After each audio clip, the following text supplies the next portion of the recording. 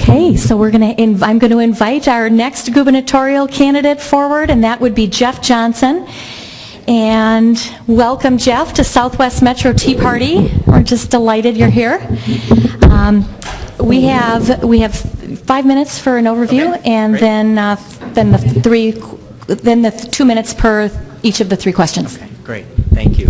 Well, thank you all for having us and doing this. I appreciate being here. I'm going to give you my quick background, and then I'm not going to give you my stump speech. I want to talk about something a little bit different. But my background, Jeff Johnson, I grew up in Detroit Lakes, Minnesota. My wife is from Crookston. We went to college in Moorhead. We've been in Plymouth now for the past almost 20 years. We've got 2 boys. Thor is in high school. Rolf is in middle school. I have spent most of my life in the private sector, both as an employee and as a self-employed business owner these past 10, 12 years. And also during that time, I served in the Minnesota House for 6 years, and now the last five and a half years, I've been the lonely conservative in the heart of the left-wing beast on the Hennepin County Board. And I am seeking the Republican Party endorsement for governor, and I will abide by the Republican Party endorsement for governor because I think it ought to matter. And I believe strongly that it's our best path to victory, because I think if we can unite behind a candidate in 2 weeks, rather than in the middle of August, we can spend our summer aiming our fire and our money at the most incompetent governor in the United States of America rather than at each other, and that could be the difference between winning and losing. So I believe the endorsement is important, and I'll abide by it. I'm not going to give you my stump speech. I want to talk to you just for a minute about something that's kind of been on my mind the last few weeks because of actually one of your questions, the Met Council Thrive MSP 2040 program. I actually, as a county commissioner, provided a dissenting opinion to them on that just a couple weeks ago that you can find, I think, on our website. And the issue that I want to talk about is this issue of freedom and liberty, because I think everybody in this room recognizes that it's being eroded at every turn and at every level. And that, for me, is not just a concept. When you talk about the Met Council, when you talk about the nanny state or light rail, I don't watch that from afar and complain about it. I am on the ground every day in hand-to-hand combat on the Hennepin County Board fighting with these folks. And I can tell you I cannot wait to be governor, because right now I get to throw a monkey wrench into the grand schemes of the central planners as often as possible, and I get to slow them down, and that's kind of fun. But if I'm governor, I won't be throwing monkey wrenches anymore, and we won't be slowing them down anymore. We actually get to blow the whole dang thing apart. And honestly, I cannot wait to do that as governor, and I suspect that many of you will help me with that. And as I think about this, what can a governor do about liberty and freedom? It really comes down to 2 things. Number 1 is sovereignty. I am amazed at how many people in Minnesota and really in the country don't understand that the states created the federal government. The federal government didn't create the states. We are the masters of the federal government, and we ought to start acting like it a little more often. And so whether it's early opt-in of Obamacare, or whether it's the abomination of Common Core, or whether it is some other federal program where they give us a whole bunch of money and then we allow them to control what we do, it's time to say no once in a while. And by the way, it's easy for us as candidates to talk tough on this. It's really easy to say we're going to fight back against the federal government. But it's politically very hard to do, because you will end up turning down a lot of money, and no matter how crazy it makes us, a lot of Minnesotans believe that federal money just falls from the sky, right? So you need a governor who's not just willing to say no, but is also able to convincingly explain to Minnesotans why it is in their best interest to say no. So that is one way a governor can make a big difference. The other way is this concept that government should be spending our money to help us make good choices, to protect us from our own bad decisions. This is what I live on the Hennepin County Board. And Mark Dayton is the poster child for this philosophy. He's not just a liberal DFLer. He is from that nanny state wing of the DFL party that wants to make us wear helmets in the bathtub. That is who he is, and we should be going in exactly the opposite direction, and that's what I've been trying to do for the last 5.5 years on the county board, and I would love to try to do that as your governor at the state level. So Those are two issues that I think are really important and have, as I mentioned, been on my mind quite a bit lately because of this Thrive MSP program, and I will tell you that I would be very honored to tackle those two issues along with you as your governor. So do you want me to just take the three questions? I'm doing my job. Okay, so the first question is, okay, the Metropolitan Council epitomizes taxation without representation and has embraced the United Nations Agenda 21 program most recently through its Thrive 2040 blueprint.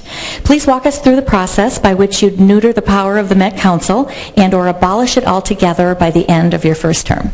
Well, let me first say Agenda 21, we see, you know where you see it? You see it at the local level. That's where it's happening. It's never called that, but I see it every single week on the county board in little tiny ways that no one ever pays attention to.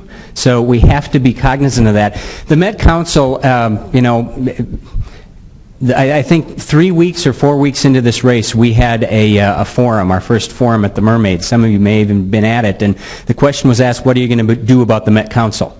And my first response was, the best possible solution is to eliminate the Met Council and start over with a sewer and water board, which was the whole point of the Met Council in the first place.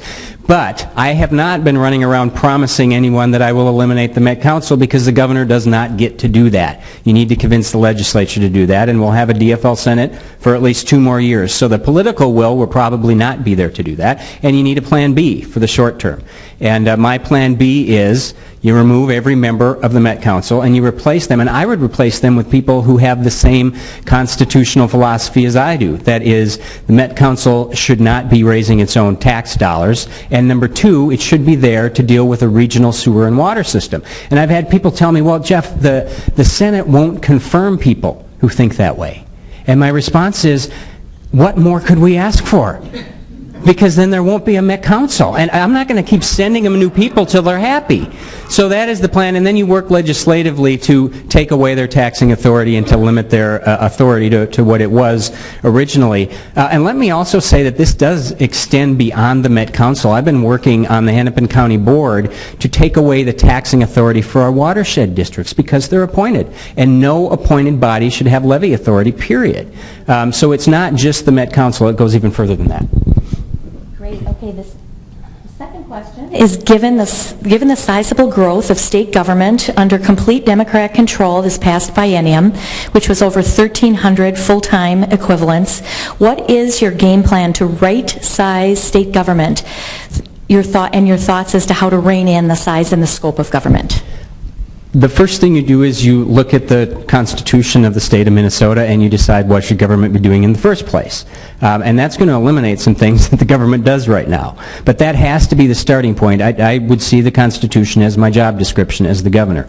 Once you make that decision as to what the government should be doing, what the government is allowed to do, then you start looking at the programs that are in place to do those things. And I have 3 priorities in this race. One is the business climate, number 2 is education reform, and number 3 is an audit of the programs that taxpayers fund in this state.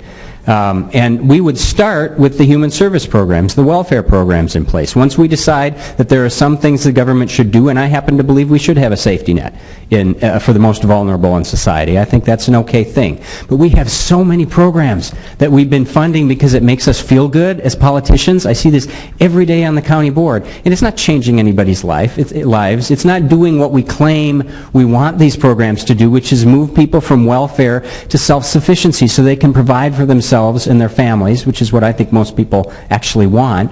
So I would initiate a top-to-bottom audit. It would probably take 4 years to actually complete that audit. We'd start with the human service programs, and the programs that can prove they're actually doing what we say we want them to do, then those programs make the cut. The programs that can't prove it, and there are so many of them because I see them on the county board, which is where most of the state funding comes for human service programs, we need to end those programs and demand that government focus dollars on programs that actually produce real results. Great. And then The last question is, given the damage inflicted upon our state the past biennium by Democrat policies, what are your priorities as to how to turn things around? What should be repealed or undone in order to reset Minnesota on a path to prosperity? Well, as I mentioned, the top priority for me is the business climate in the state. And I believe that has to be the top priority for the next governor.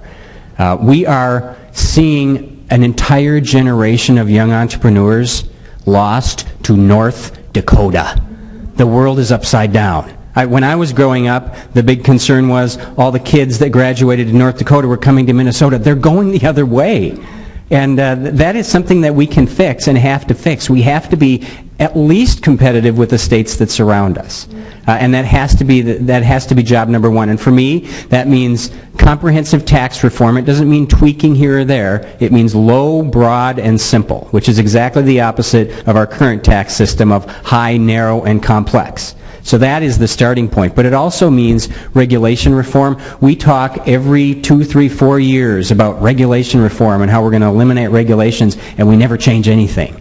And it's time to do that. It means tort reform, lawsuit reform, something that I worked on successfully in the legislature, and that's an important step. It means right to work, to me, and it means an end to this obsession with government picking winners and losers in the marketplace and offering something to a few at the expense of all the rest. That has been Mark Dayton's only pro-jobs philosophy, is to have super secret trips where he goes out and he offers some tax breaks to some big company so he can bring that big company in and say we've created jobs, and in reality what they've done is they've brought in a big company that's getting a break that the other 99.99% of the business people don't get.